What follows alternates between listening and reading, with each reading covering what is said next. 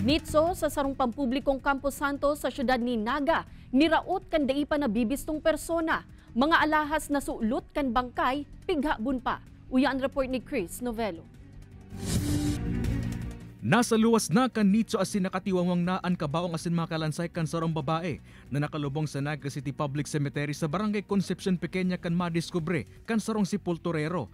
Sa report kan barangay nangyari ini sa pagultanan kan banggi kan September 13 asin maagahon kan September 14 kung sa pigtutubudang hinabon na ng bangkay kan dai pa nabibistong mga sospek. Nawaraan ning sing-sing da atas ngipon si Nakuapa.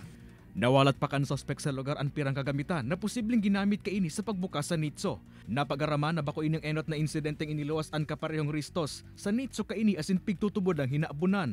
Pigkakarkulong nasa 350,000 subuot ang kantidad kan mga alas na nakuha sa bangkay. Masarong si Mana pasanakan ini inilubong kan taong 2019. Last year, 2019, inangyari na yan.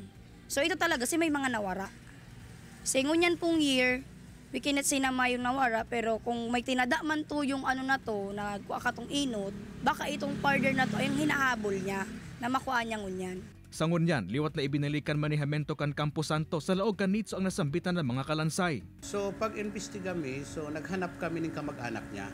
So mayo kaming nahihiling na kamag-anak niya, mana kaming na-locate na kamag-anak niya, igdiyo sa siyudad kang Naga. Kasi si dati ninda dyan na ko yan is abandonado na. Hagad man kan manihamento kan Campo Santo asin kan barangay na mabukta ka na ng ilaw ang Campo Santo. Mantang papahiguton man kan mga otoridad ang saindang pagpapatrolya nga na day na mautro pa ang nasambitan ng insidente. Kay banan si Carlo Abunita, Chris Novelo, Balitang Bicolandia.